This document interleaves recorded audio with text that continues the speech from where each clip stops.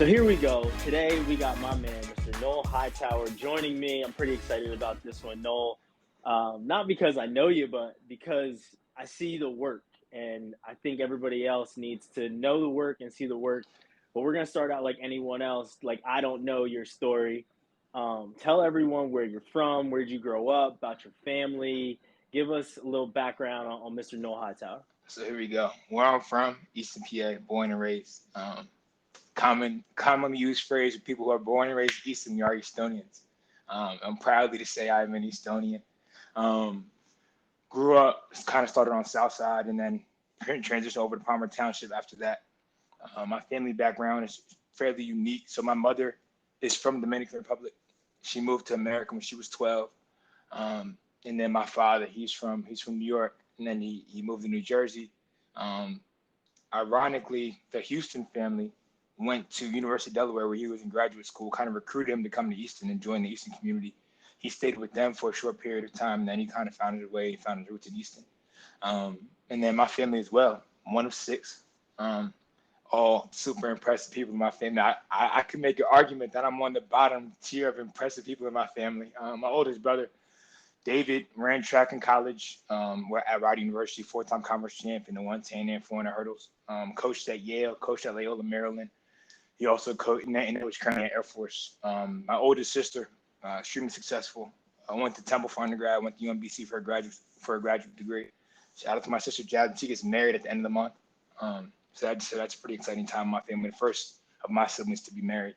Then I have an older brother, Corey. He lives out on a naval base in Japan. He ran track at Villanova. Took second in the Big East in the 400 hurdles. Had a great career there, and now he's enjoying his life on a naval base. Then my little sister, man, she's 16 now, Layla. Probably the smartest of the bunch to easily say. She currently she skipped fifth grade when she was younger, and now she's currently a junior in high school.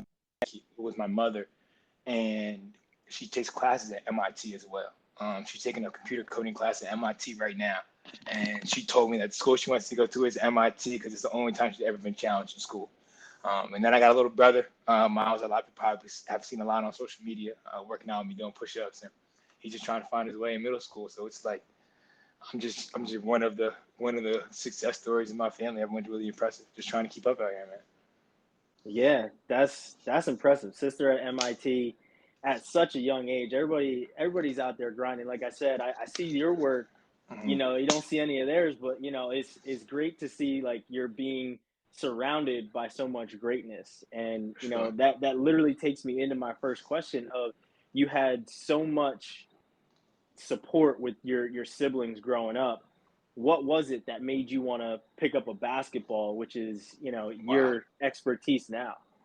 Um, so if I were to go back, like way back, it was my dad would play basketball on Saturday mornings, like all over. He'd go to Sand Island in Bethlehem, PA. He would go to Hanover Township Community Center in Bethlehem, PA. He'd go to LeBar Park. He'd go to Fairview Park. He'd go to Forks Park, which are all in Easton. And he'd bring myself and my siblings with him. Um, and we would kind of like shoot on the side and X, Y, and Z. And then my favorite park to go to was Sand Island. We had a good little crew of kids that would always come. I don't know, Pat Donnelly played baseball at Lehigh, phenomenal Hmm. person. He would be there. Um, Jared Carnes, he's the head coach at Liberty Women's Basketball. He would be there, and it'd be like a bunch of us. And the adults would play on the two main courts on the sides, and the kids would play in the two dumpsters in the middle. So it'd be like 3-on-3 games going back and forth, and make like we would make our own like 3-point line, and it was just so much fun. And it was just like it just always brought the joy out of it.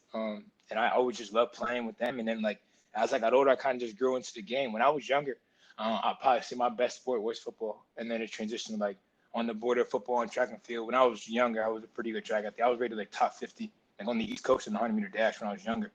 And then like as I got older, I just kind of just kept loving basketball more and more. And I started gravitating to it, and I took it more and more seriously. And that's kind of like how the story of basketball came into my life. Yeah. So yeah, you talked about a couple other sports. Basketball became your sport, but you were great in track and field. You were great in football. But what was that? What was it about those sports that didn't allow them to kind of take over for you? Um, Basketball is just fun every day. Um, and like I can say that because I see other sports teams and other athletes, like when they get time, like they play basketball together, just for fun. Like I've seen wrestlers just go out and hoop, like just they just want to play. Hmm. Football players love that. That's why the number one sport. Like they love basketball.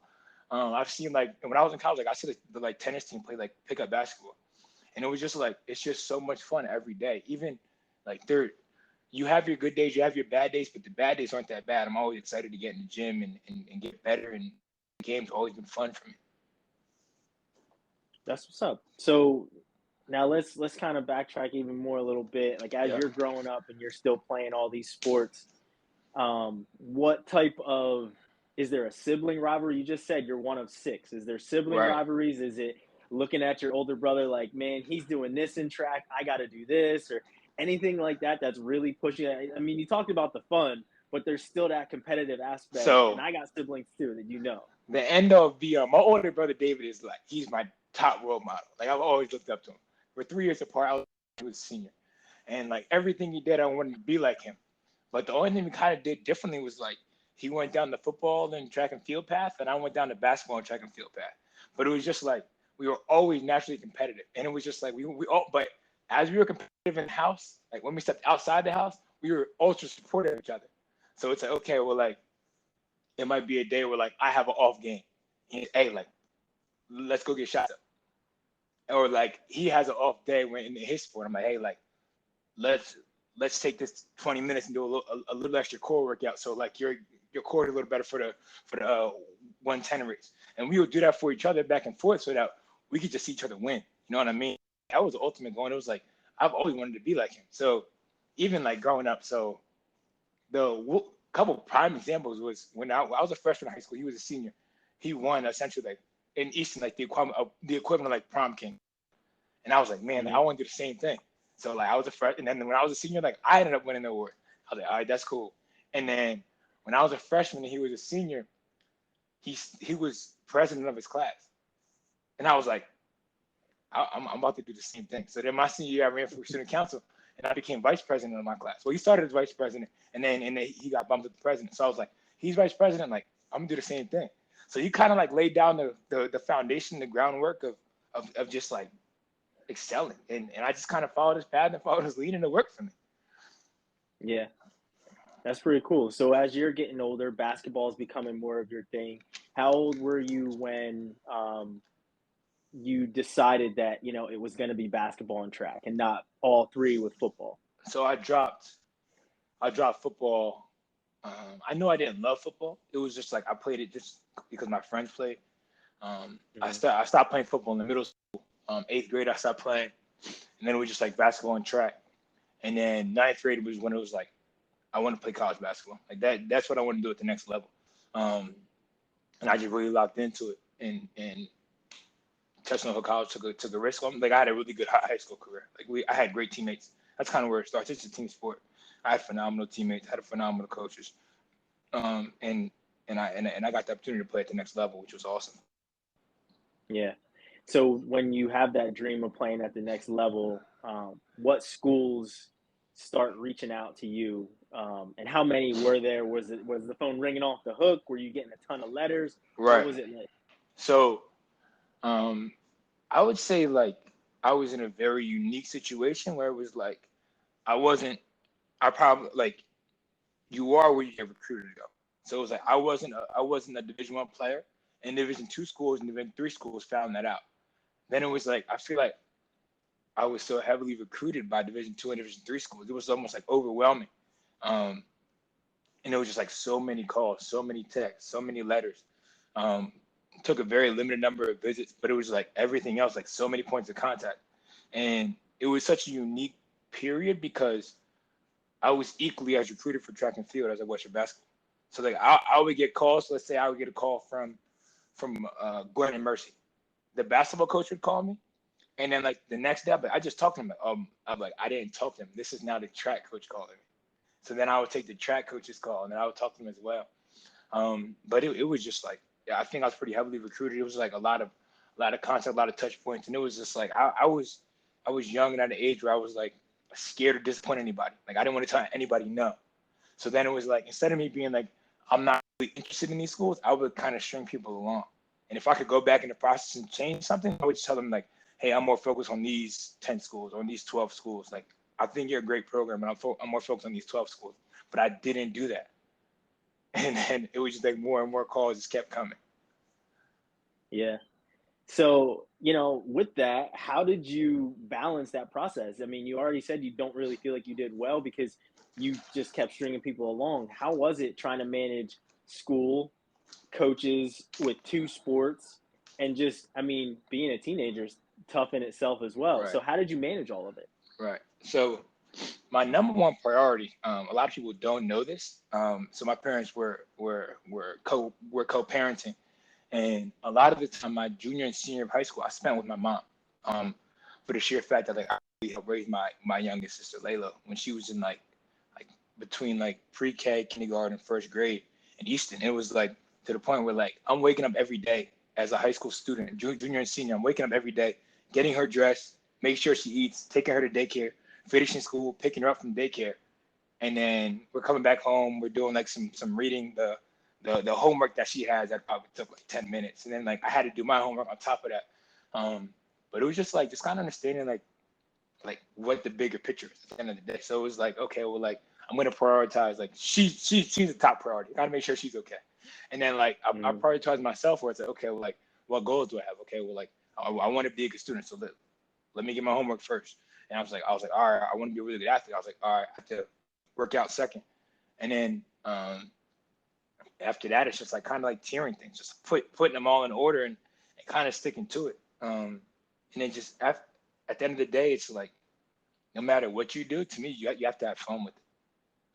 So it's like you have to find the joy in whatever you're doing. Not everything's always fun. Like running sprints isn't a ton of fun, but like you got to find the joy in it somehow. Like make it a game, make it a joy for yourself, and then like things will just go a lot smoother, and you have a better time. Well, I had a better time doing things. I just found the joy in things. Yeah. Now you touched on it a little bit. You wanted to be a good student, and academics is a big thing, Right. especially when these college coaches are calling. They don't want someone that isn't as into the books, right? You really gotta do your thing because and mind you, it helps with you as a student being a good student athlete, heavy on the student part, because then that's scholarship money and that's more money and more attention. 100%. And the coach is like, I don't have to worry about this guy, right? So for you, what was it that made you want to be such a good student, and was it tough to stay focused on those things as you got older and had more responsibility? I would say I had my parents and my siblings helped me build a really good foundation in school. So I picked up school and learning fairly easily and quickly. But my dad has his master's degree in physical education and administration. My mother never went to college, and to be totally honest, like she doesn't play around with academics. Like it's no joke. My mother came from Dominican Republic, kind of worked from the ground up, just grinded her whole life.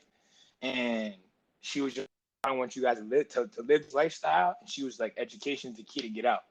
So if it was ever an issue, if there was ever an issue in school or I wasn't performing to the best of my ability, she would be sure to hold me accountable. And she was a great mother. I was never scared of her, but I knew like I need to get the schoolwork done because it's not a game. And one stigma I want to kind of get out the way that I kind of had for a little bit, but it's totally false. That as an athlete, like school doesn't matter. Like there are a lot of high school, college athletes who think like, oh, like I'm a football, basketball, baseball, track, tennis, soccer, whatever sport you, especially around here, field hockey. I'm a star in my sport, so like I don't have to be as good of a student. Like that's false. That's a false narrative. Because when you go to college, it gets even more intense. So like if you're not equipped with the skills that you need to go to college with, you're going to really struggle at the college level because everything is at a really elite level. So it's like you have to lock in. And then just education for me is super important. I got my undergrad in Chestnut Hill in business administration, and then I got my master's from Lehigh in educational leadership. So education has always just been been a part of me, honestly. Hmm. So when you get through all the recruiting, you finally, get the courage to tell some of these coaches no because you're going to Chestnut Hill.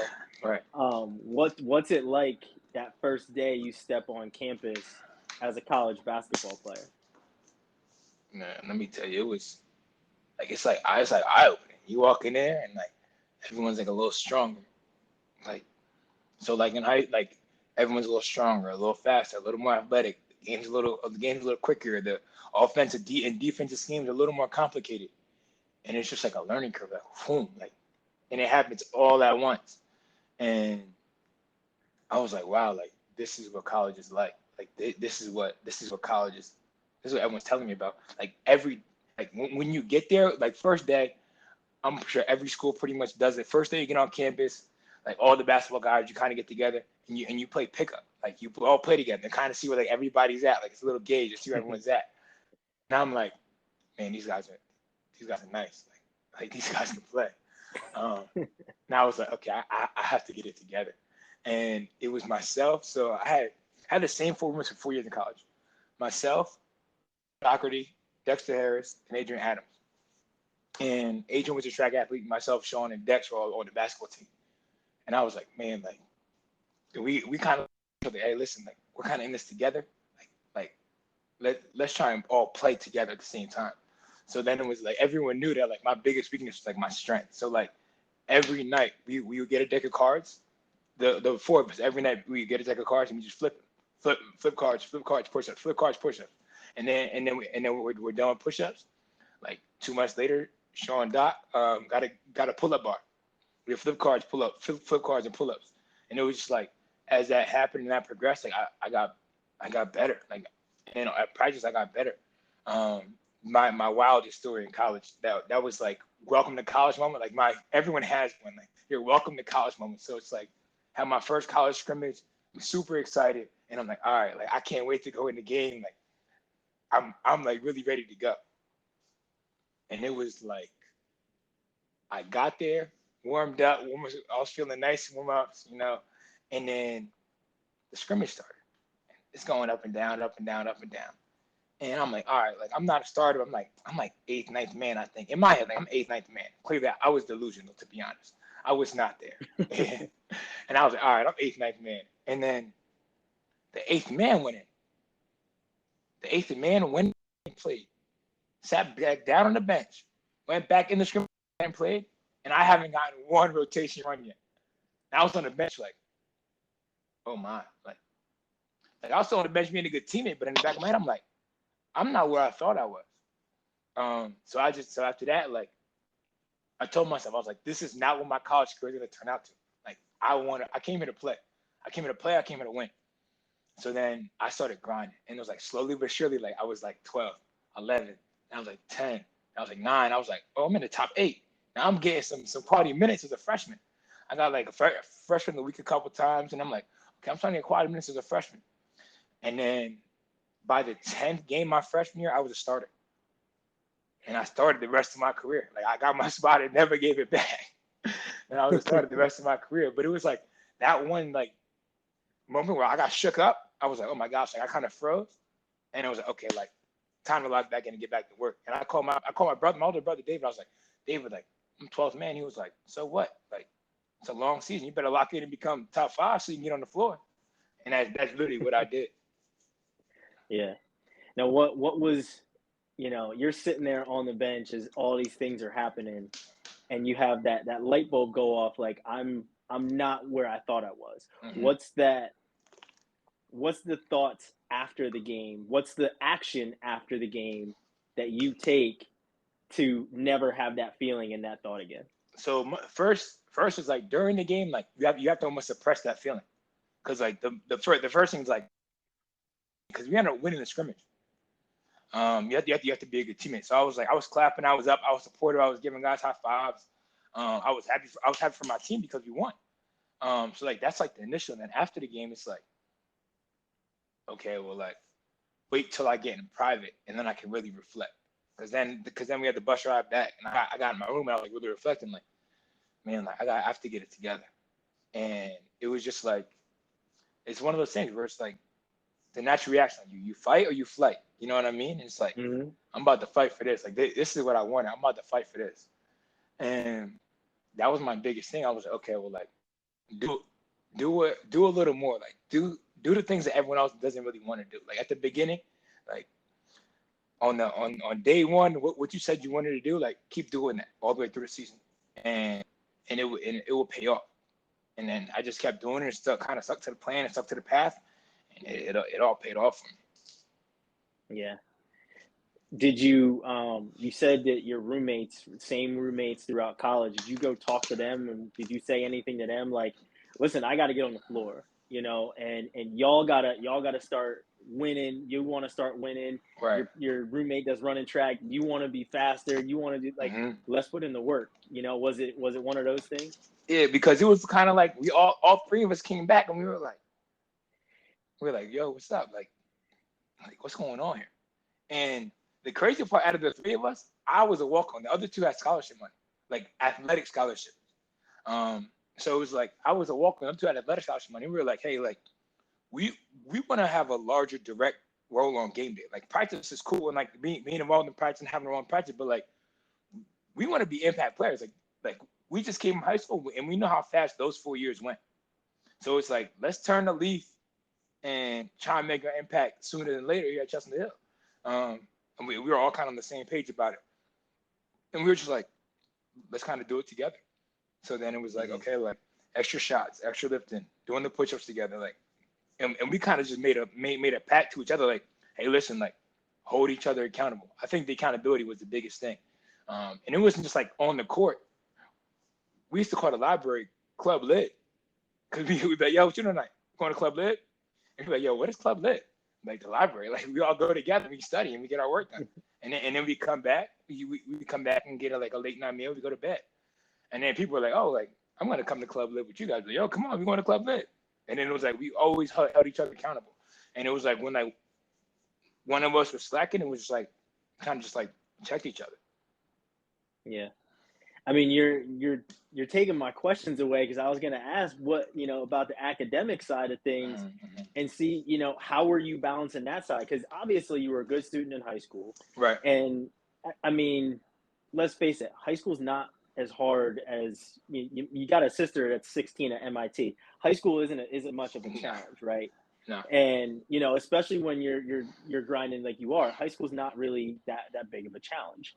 So when you get to college, do you start to get challenged? And is it one of those things where you're like, all right, we really got to start putting in the work? So this is what happened. So this is the truth, because you're my guy. I'll give you this exclusive information about my story.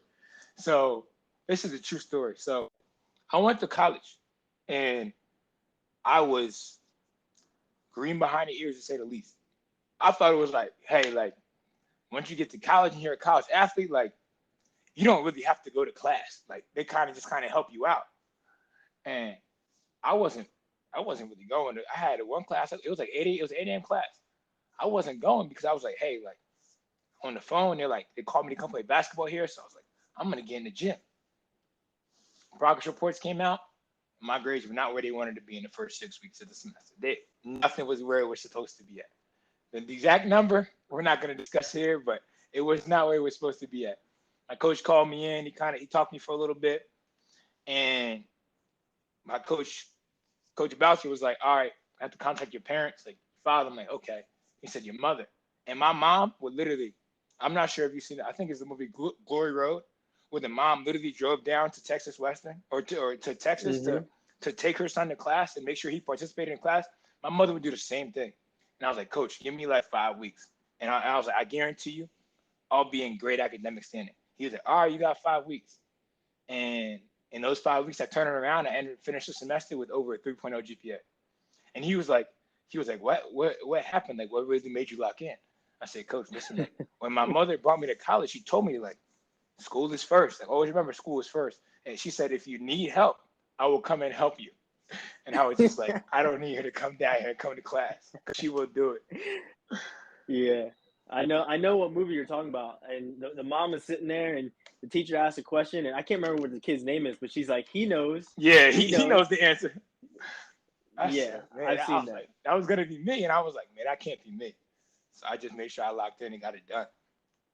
Yeah, that's what's up, and that's that's what it needs to be. Like For you sure. said, academically, you're there to get it done, Hmm. and you have other siblings. One who was your role model, and you're definitely trying to keep up with, and then you Right. have younger siblings who you took care of. So you're trying to be a role model. Does your family know this story now, or will they find out when they watch this? No, so my family knows this story. My mother found out. So like my everyone kind of found out first. My mom found out last. I told her like after the semester was over, I think I finished with like a 3.2 for my freshman year. And I told her after, and she was like, "Why didn't you call me?" I was like, "Cause you would have came to school." And she's like, "You're exactly right. I would have came to the school." She's like, "This is why I didn't tell you till now." I was like, "I had it under control." She's like, "Did you really have it under control?" I was like, "Mom, clearly I got a 3.2. I had it under control." So now we kind of laugh about it, but in the moment, she looked at me like, "You were struggling, huh?" I was like, "A little bit." Yeah, that's great. That's great. So as your career continues, you're a starter now. Now you're role model on the team. You're a leader on the team, Right. and you're a leader in the classroom. The accountability thing seems to be the most prevalent thing from high school with your brother, Hmm. and with bringing up your little sister, to once you get to college and your roommates. It's all about accountability. For How sure. do you, as a starter and as a leader, start to pass these things on to the freshmen that are coming in, who think that they don't have to go to 8 a.m. class? Right. Right. So it was like for myself when I came into my sophomore year, it was like, okay, well, like sophomore year, I'm like emerging on the team as one of the key guys, and I was like, this is gonna be my year where like I know our system, I know our schemes, I have my feet underneath me, and I'm gonna be able to really focus on myself. And that wasn't really the case. So came in sophomore year, and my teammate voted me as a captain. Well, first my coach elected me a captain. I was like, Coach, I don't want to be a captain. He's like, okay, we'll have a team vote. If your teammates vote you as a captain, you're gonna be a captain. I said, all right, cool. And I was confident, like, no way they're gonna vote me as a captain. I was just a walk on He last year. sent those text messages. He sent Right. those text messages telling the team to vote you up. Probably. And then like the tallies came back and everybody voted for me but myself. It was like everyone but one vote. And the one vote was me. I didn't vote for myself. So he was like, hey, like the guys spoke. So now like you're up next, you're a leader. And like um my teammates, myself, my sophomore, junior, and especially my senior the most, they would call me like Noel Obama. And I'd be like, guys, stop calling me that. But it was like a joke because they were like, that's the way in which you carry yourself. That's the way in which you are. You're like Noel Obama. And I would open like we'd always laugh about it. And it was like the running joke on the team. So in terms of like leadership, like it just had to come naturally. So then my junior year, we kind of moved off campus. So it would be like we always come back a little earlier. And then the freshmen had to be there for like orientation. And we bring the freshmen over. We'd bring them over. I literally just make them dinner and kind of tell them like what it was and what the culture is and kind of what we're all about. Well, first I'll work them out and like I would try and I try to give them a good workout. I try and kill them. You know what I mean? Like boom, You like try and break them. yeah, they get the little shot. And it's like I was working all summer and I know what it is already. So myself and the other upperclassmen like, yo, like we're going to run hills. Come on. And then like they they get done running hills and they're like laying on the ground in the upperclassmen. I look at them like, yo, get up. Like, come on. You got a couple more to go. And then after that, like you kind of give them the tough love and then bring them over. Mom is Dominican. So she taught me how to cook. So I bring over, we make rice and chicken, some veggies, and just take care of them that way and just show them some love. And the AFL was like, listen, like the coaching way in which we do it here is like, make sure you get stuff done in the classroom. And at practice, like we all play hard, we all work hard. Like it's all one common goal. Like it's gonna get competitive, it's gonna be heated. But at the end of the day, like we're all here to get better. We're all here to get degrees. So if you ever need help with anything, like call one of us. Like if you can't call coach, call us. And like we got you. That's cool. So as your career goes on, would you say you had the college basketball career, or at least the student athlete career that you wanted? For the most part, yes. Because it was just like it's always been basketball, and then like, okay, well, like, how else am I impacting? So it was like I want to say my junior year, I became the vice president of the student athlete advisory committee. And that was a great experience, like another leadership role that I enjoyed. Like to me, it was just like communication, relationships, and talking to people, and I didn't really see it as anything more than that. But it was just like, again, like being held accountable. Like it's 7:30 on a Thursday night, and it's like just finished practice from 5 to 7. I'd eat quick and go to the student council meeting. I mean the SAC meeting at 7:30. But it's like something I had to do. You know what I mean? And I enjoyed it. So it was like everything pretty much went the way I liked. Like I would have liked. I had a great experience there. I think going Division II to Chestnut was the perfect fit for me. But everybody wants to win a championship. You know what I mean? Like, so like you walk in the door and you're like, I'm winning a championship. Like you walk in the door and people are like, I'm like, people go wrestle and they're like, I'm going to be a national champion. In the door and I'm like, when I come here, like I'm here to win. I'm here to win a championship. So if anything were to change, like I love my teammates, love my coaches, love the school, just get a championship. You know what I mean?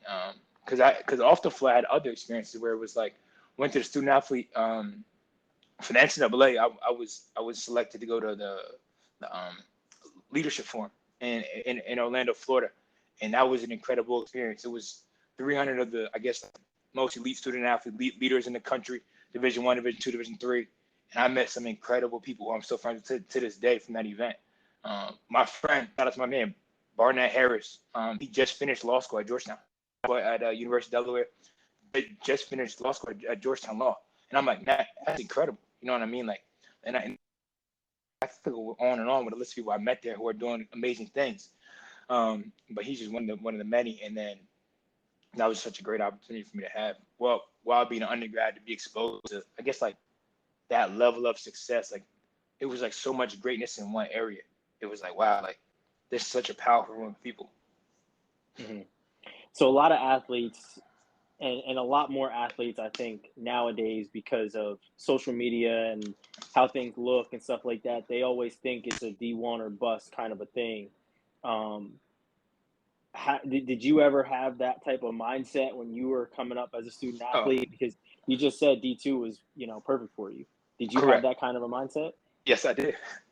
Yes, some of us definitely did. I'll never forget. I was in middle school and somebody was like, "Oh, you gonna play in college?" Like, yeah. I was like, I'm either going D1 or nothing. And it was probably one of the most ignorant things I've ever said in my life. I was just like, back when I was like, that was so ignorant to say. Like, I had no idea what it was like. And there have been multiple situations where like I'm playing with guys who played D1, D2, D3, JUCO, NAIA, haven't played in college, pros, semi-pro, like fringe NBA guys like playing pickup. And like I've had situations where I'm out there, I'm like, yo, the best guy on the court right now is a Division III player. The best guy on the court right now has never played in college. And I'm like, this is like unreal. Where I'm like, and then like that was in high school, and I was just like, I might have a skewed perception of college basketball. And then I kept playing more and more, and like, so like a prime example, his name is Darnell Braswell. He's from Allentown. Went to DeSales, won a championship there. He was an All-American at DeSales, and a lot of times when that guy walks on the floor, he can be in pro amps with pros around him. He was the best player on the floor. Kind of when I was growing up, a lot of times he was the best player on the floor, like complete game. And I was like, he's a Division III player. And I was like, I need to reevaluate like how I see these different levels. Because clearly, like of course, like Division I's the best, Division II, Division III, but like nobody, like if you go out there with the fearless mentality, like anyone can be the best player on the floor any day, any given day. Mm-hmm. So once you get to that mindset of D2 is where it's going to be at for me. What's the plan past college? Because obviously you're hitting the books. Academics are a big thing. Yeah. You're putting in the time on the floor, off the floor, all the different clubs. You're just racking up accolades. The resume is a mile long at this point as a college grad. Did you think I'm going to the league, or did you think I'm getting into coaching, which is what you're doing now? So never thought I was going to like I hit probably my junior year, and I was like, okay, well, like I need to start setting a path for me to be a professional, like beyond basketball. And got an internship in business. Didn't love it. Um, did it? I liked it, just didn't love it. It wasn't like a passion of mine. And then what happened was I had some interest from like some lower level professional stuff in England, but it was like nothing tangible yet. A lot of conversations back and forth, emails back and forth, a couple phone calls, but nothing tangible. I graduated, and within 2 weeks of graduation, I got a call from uh, Brett Reed. Now, Brett and I had a past relationship where I would work camp every summer for Lehigh. I'd work for 2 weeks, and I really only work camp because when you come home from college, it's like, okay, well, like I need some money. I want to work out with the best guys in the area. And between there and Lafayette, it was probably the top guys in the area, like the top pickup runs and workouts. And I was like, I'm just coaching basketball all day. Like this is easy for me. I'm just dealing with people. So it was like, okay, well, I had that foundation with Coach Reed, and then he called me 2 weeks after I graduated. There was an open spot on his staff. He asked me if I'd be interested, and he proposed to me. He said, come in and interview for the director of basketball operations position, and there could be an opportunity for you to go to graduate school as well. I said, okay, great. We kind of got off the phone, and I thought to myself, I was like, I just finished school. I was like, I kind of want to take a gap year, and I'm not going to take classes. So came on Lehigh's campus. I interviewed. It was a great interview. He and I had a great connection. Met the staff. They were phenomenal. At that time, the staff was Coach Reed was the head coach, and Tony White was the associate head coach. Harry Moore was an assistant, and Kyle Griffin was an assistant. All great people. We had a great connection. Boom, I got the job. Awesome job. And then I think a couple weeks after I got there, they hired Mike McCready as the video coordinator. Great staff, phenomenal team. I loved it. And in the summertime, like my direct role was to run basketball, like youth camp. Did that, had a great experience with it. And then Coach Reed was like, hey, he sat me down probably like mid-July. He was like, hey, there's a master's program I wanted you to apply for. I said, Coach, I appreciate that. But he said, you qualify with your GPA coming out of undergrad. Would you like to apply for it? He's like, it'd be paid for by Lehigh. I said, Coach, I appreciate the opportunity, but I'm just really focused on trying to be a good coach, trying to be a good ops guy. He's like, how about this? I'll make you a deal. I said, okay. He was like, gave me a waiver to waive the application fee. And then he said, if you apply and you get in, you go. If you apply, you don't get in, you don't go. And one thing my parents have always instilled, like, you would never like to be number one, never be first, but it's always like, whatever you do it to the best of your ability. Like, no matter what you do it. If you want to do it or not, do it to the best of your ability. I really didn't want to fill that application, but when I started doing it, I kind of got competitive, and I did it to the best of my ability. I ended up getting into grad school. The letter came back, and he's like 2 weeks later, he's like, hey, like, have you heard back from graduate school? I was like, Coach, I got in. He was like, awesome. So I guess you'll be going to class in the fall. And I said, yes, I'll be going to class in the fall. So it was just like having great people around me who kind of have like a forward thinking, like could, I guess, like see my potential, and really believed in me, that allowed me to grow to success. Because honestly, I firmly believe it takes a village. It takes a huge village to have anyone be successful. Yeah. So how does your coaching career kind of take off from there? You start as director of ops, but then it grows, right? How do these new opportunities start to come? So started as director of ops, but it was like things I didn't realize in the moment. But now that I'm older, looking back, like things happen quickly. They're still happening quickly, to be honest. As I see the coaching world as from a different scope and talking to people that have been in the coaching world for so long, I started as director of basketball operations. Kyle Griffin ended up leaving our staff. We brought in a Lehigh alum whose name is Austin Roll, phenomenal player, incredible person, even better player, phenomenal family. And Austin just came over from playing overseas in Europe, I think for 10 years, 11 years. He coached at Lehigh for 1 year. Austin left and went to go back and play in Austria and like be like a player coach in Austria, where his wife was from. So he'd be close to her family. So then that assistant spot opened up on our staff. And Coach asked me if I'd be interested. I said yes, 100%. So then like the phone interviews happen, and then I get through that round. Then it's like, okay, time for on campus. And then he interviewed and after he offered me an on-campus interview. And the day after he offered me an on-campus interview, I went to his office like, Coach, I'm definitely coming. I was like, Coach, I want you to do what's best for the program. I'm definitely coming back as the director of basketball operations next year. But if I get this job, I'd love to be an assistant on your staff, but I want you to do what is best for the program. And he said, thank you. I really appreciate that. Like, it means a lot. And it just shows that, like, you're putting the program first. And I think I had a pretty good interview with him and with people in the Lehigh basketball and Lehigh athletic community, and on Lehigh's campus as well. And I think what really put me over the top, I found this out last year. Every player vouched for me to get the job.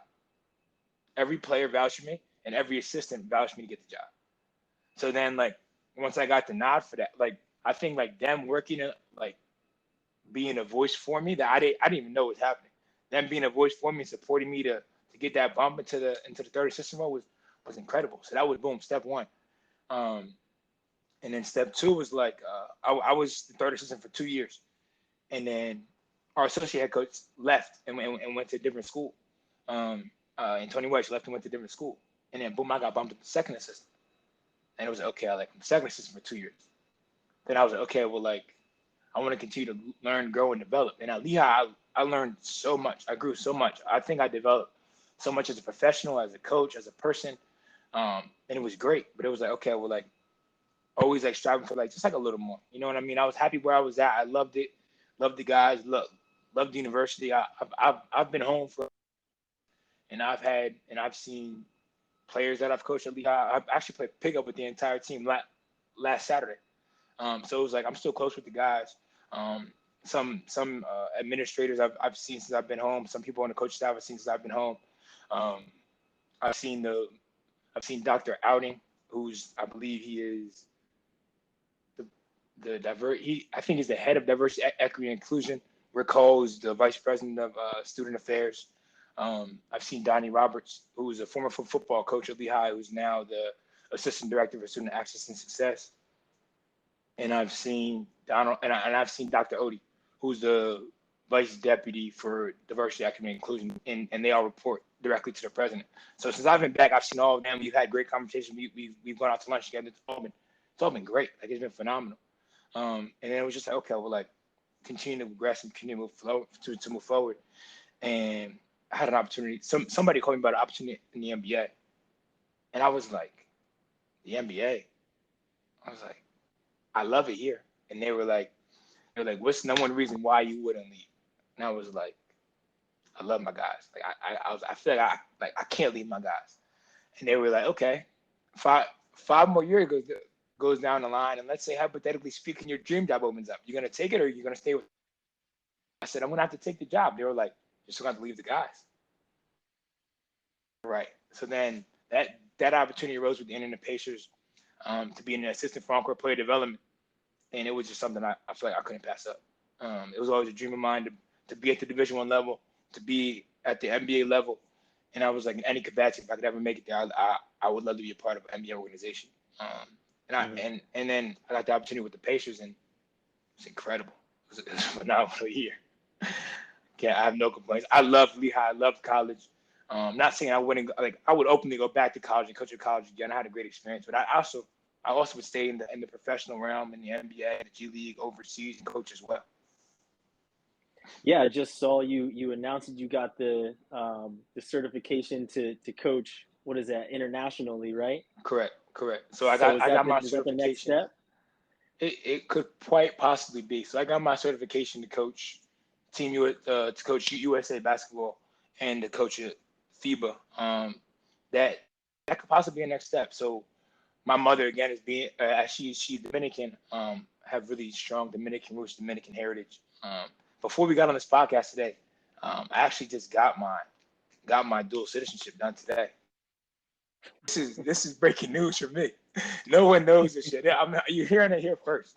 I am now dual citizen to Dominican Republic. And my ultimate goal is to get on with their national team and be a part of their national team in any capacity. And just kind of come back and serve, be a part of that.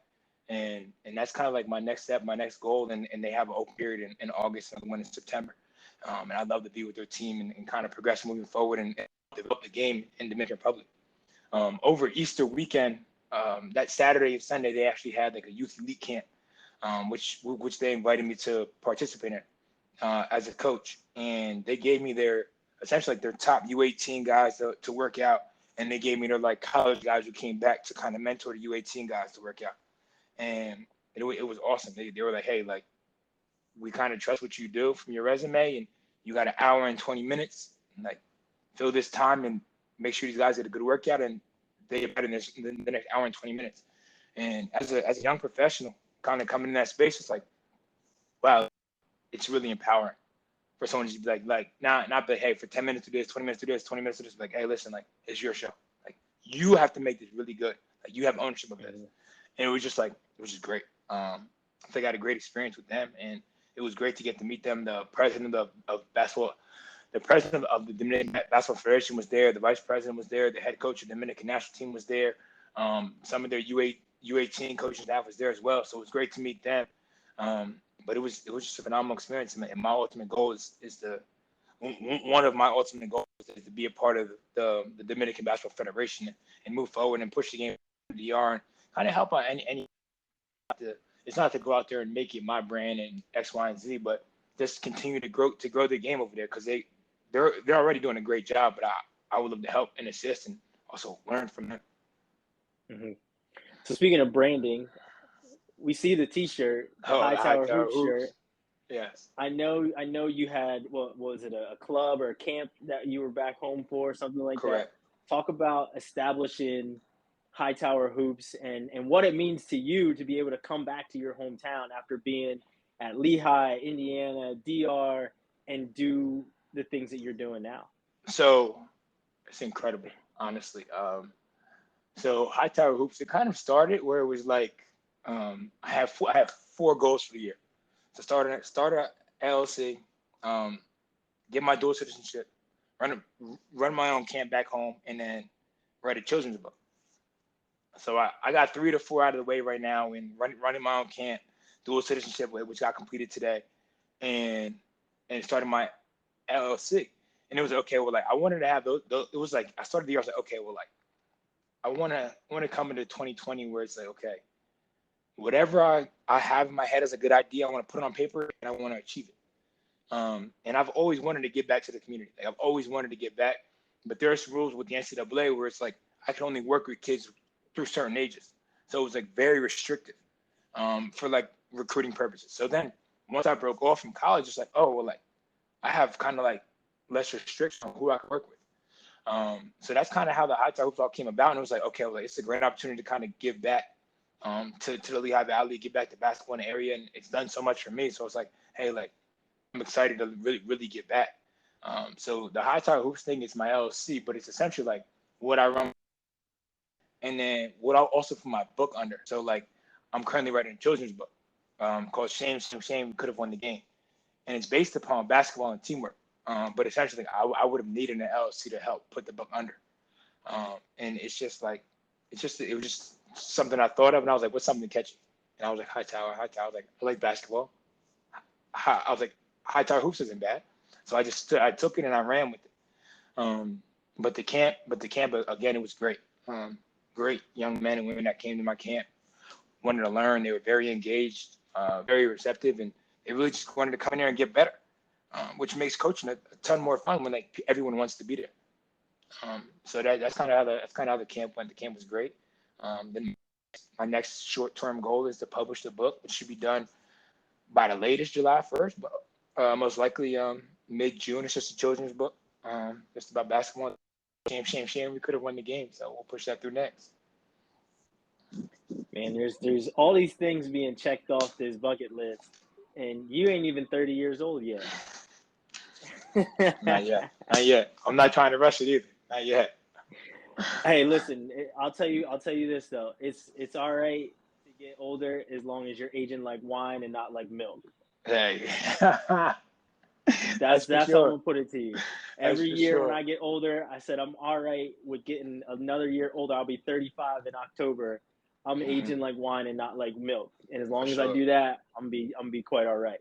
For sure. Most definitely. I'm probably gonna have to steer that way. I'm going to steal that one.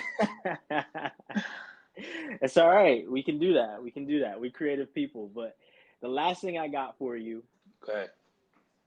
all the things you've done, you're a coach, you're a leader, you're a role model to a bunch of kids, and not just mentioning your own siblings.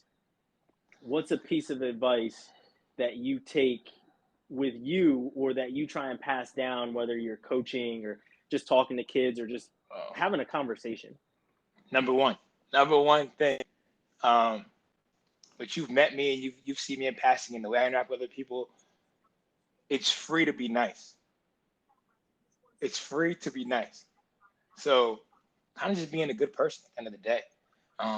Like just like simple things that you would like others to do for you, like do them for others. Like if somebody's struggling with carrying their grocery bags into their house, like walk over, help them to carry grocery bags to their front doorstep, and then it'll help them out that day. Or greeting someone, saying hello. If someone has on something that you like, a nice shirt, a nice pair of earrings, a nice pair of shoes that you like. I like your shoes, I like your earrings. I like the way your hair is. And it can be anybody, like young, old. It doesn't matter. Just be nice to people, and it's like that's like the ultimate goal is that it's contagious. You know what I mean? Where like I'm nice to that person today, and then they're nice to somebody else, and then they're nice to somebody else. It just makes the world a better place. Somebody asked me like, "What is your goal?" Like like on your tombstone or somewhere to write like, "What is no Hightower known for?" And my ultimate goal is if someone can say I was the best version of myself while Noel was around, that's it. Like boom, that's all I need. Like that encompasses everything I've ever wanted to be about. That's good, man. That's all I got for you. That is it. You I got told I your got I got story. I got some questions for you though. They're not off the I, hook. fire away. I know you said you had something. For sure, for sure. So tell me quick, like a quick pitch.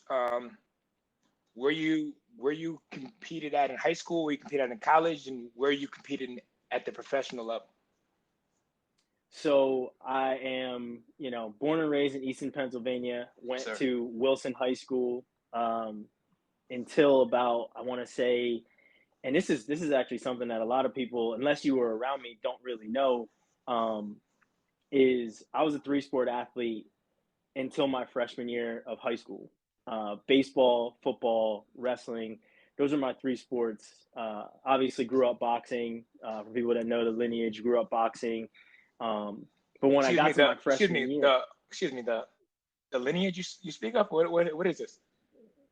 just the Larry Holmes lineage that comes through the blood. I mean, I Uh give huh. more props to my dad with wrestling, but the boxing in the hands, it comes from somewhere, right? I grew up in the gym, put it World that champ, way. world champ, world champ. Continue.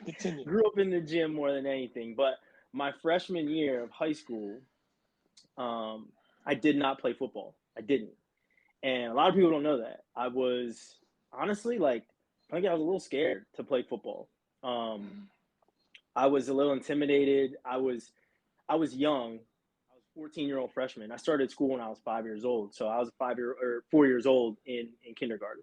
So I was a year younger than most of my classmates. By the time Right. I got to my freshman year, I'm smaller. I think I'm like 130 pounds.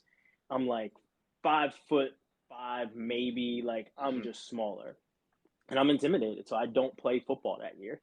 Um, I never played baseball for my high school team. I always played like club or legion or something like that.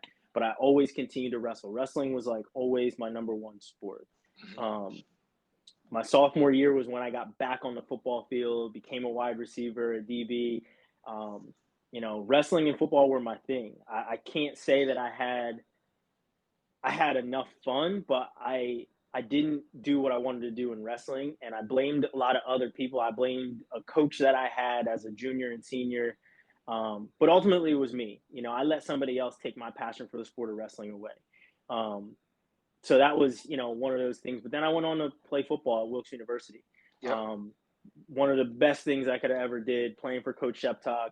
Like you know, I have two brothers and a sister, all of them older. So I'm the youngest of four.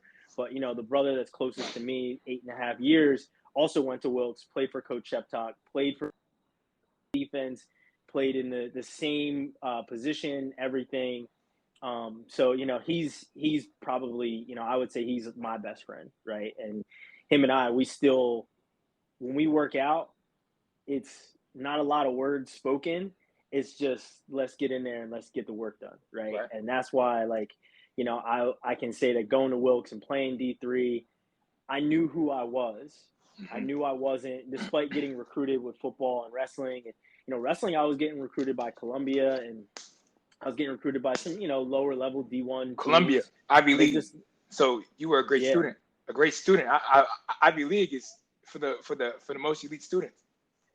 I had some good grades in high school. And the funny thing about it is, even though my degree from Wilkes is in English, I was horrible at English in high school. I was not good at it, Right. mostly because it's, you know, English in high school is a little bit more regurgitory. Here's the book. Here's what it's about. Tell us what we told you. Mm-hmm. You know, for people that know me, I'm a little bit more opinionated. I'm like, that can't be what it's about. I got this thought when I read that, right? Right. So, you know, English degree, changed my major 3 times while I was in college. Didn't know what I wanted to do. Business, Mm-hmm. accounting. Ultimately fell on English because I was getting 4.0s in my English classes, and I was an athlete. And I was like, I know this sports thing. And Stephen A was one of those guys that was doing real big things. I was like, I'm not as opinionated. And then I saw Stuart Scott say, you know, my English classes were where it was at, and I started following Stuart Scott a lot. Mm-hmm. And you know, it's funny. You know, I say Stuart Scott as I'm wearing North Carolina. You know, he's an amazing dude, you know, one of my English role models. And then after that, you know, got out of school, I moved to Myrtle Beach. I started coaching wrestling in South Carolina. And I was just like, man, I'm 22, 23 at this point. I still got the juice, right? I can still compete.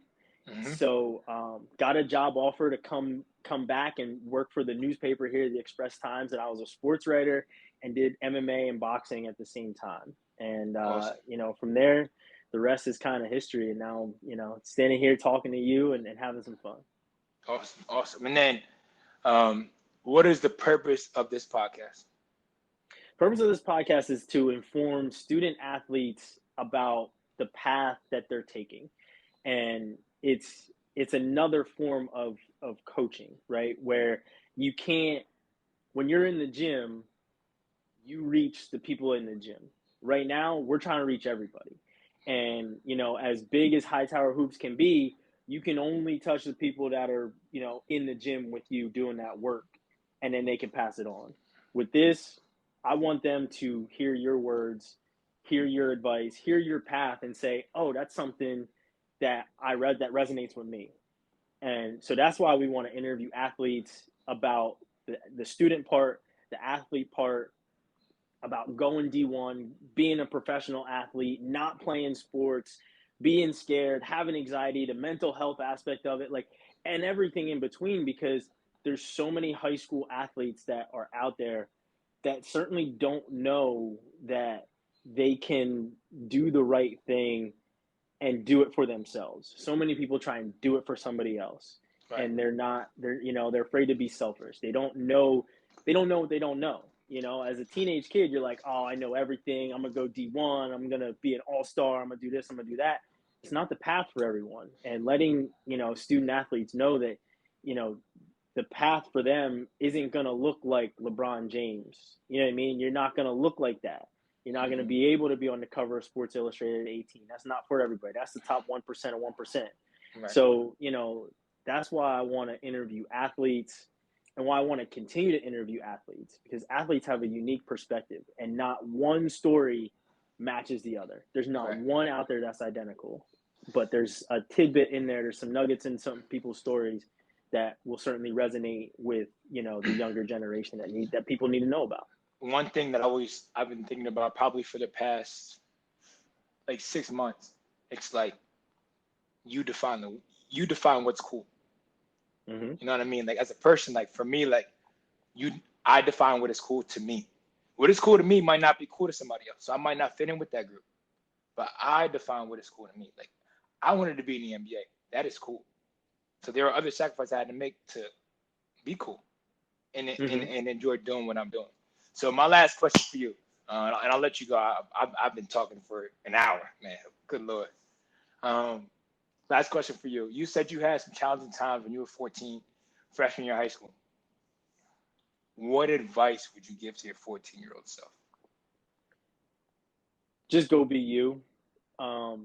Looking back on it and seeing what I do now with talking with Olympians, NBA coaches, like all the different people, like I got here from being me. My major of English got there because I was just being me. I wasn't trying to go into something that I didn't already know about, right? I was finessing the skills I already had, and at that point I didn't know that, I didn't realize that I was as skilled athletically as I felt I was. I had doubt in myself, and doubt's going to creep in no matter how old you are, but Sure. you always got to stay true to who you are and what you know and just let it flow naturally. If you do that, you keep aging like wine and not like milk. You know what I mean? Sure. I have one more. This is my last one for sure.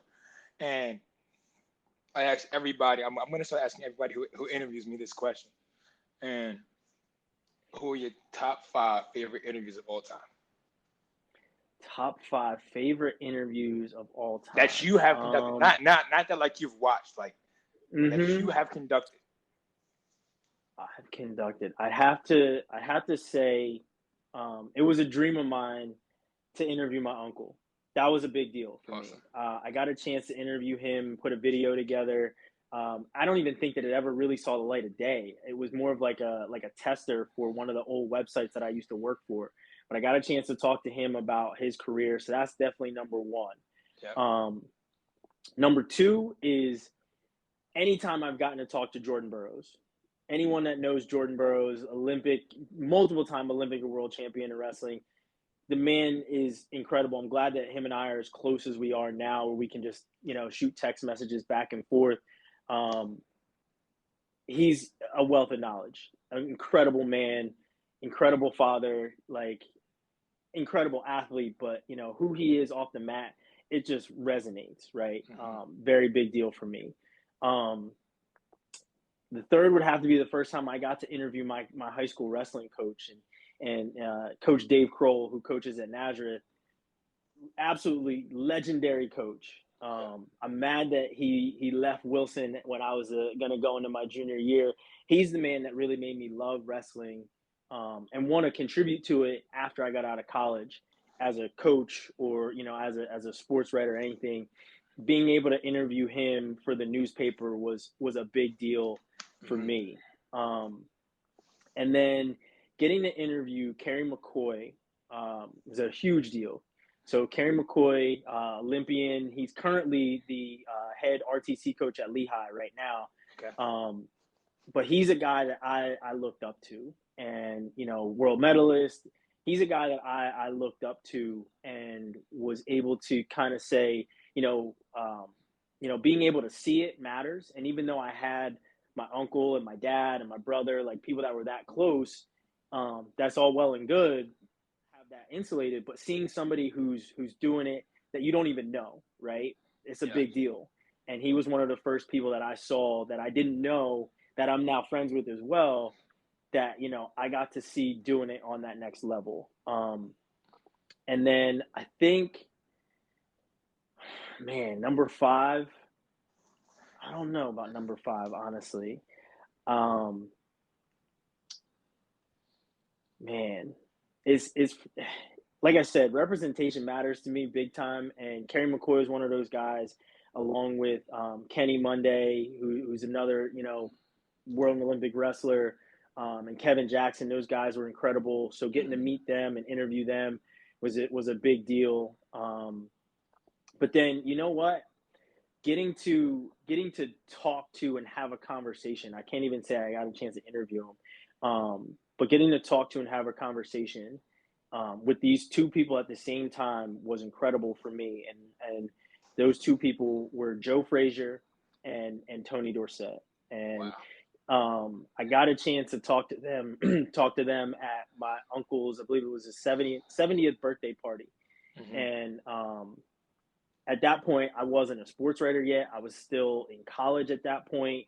I was still trying to be a sports writer, and I got to have a conversation with these two absolute elites when it came to sports. But just having a conversation with them, like they weren't these dudes that ran 99 yards, and it wasn't the dude that knocked out Muhammad Ali, right? It was like that's what I'm saying. Like I just had a chance to have conversations with so many big time athletes that it's had a lasting impact on me. And like I said, it wasn't even an interview. It was more or less just talking with these guys. Even if it was like 5-10 minutes, it just had such a huge impact because they were just such down to earth people. Awesome. Awesome. I appreciate the 5. Impressive. Very impressive 5. But I appreciate it. It's always cool to hear. Yeah. I mean, I appreciate you taking some time out. I mean, you got a laundry list of things that you've done, and I'm impressed. I always, anytime you put a tweet out there or a post out there, I'm like, man, like it's small. I'm a like it. If it's something big, I'm gonna shoot them a message and be like, man, this is dope. Yeah. Because like you said, it takes a village, man, and I'm all for seeing people that I truly care about not just make it out of Easton or anything else, but like just doing big things and being who they are and doing big things, because you haven't changed who you were. It's always been about the work. You still put in the work, and you're just checking things off the bucket list. I'm kind of jealous of the children's book that you're getting to publish, because that's one of my goals as well. Hey, I love to hear it. I haven't gotten a chance to get to. Hey, but yeah, we got to hold each other accountable to get it done.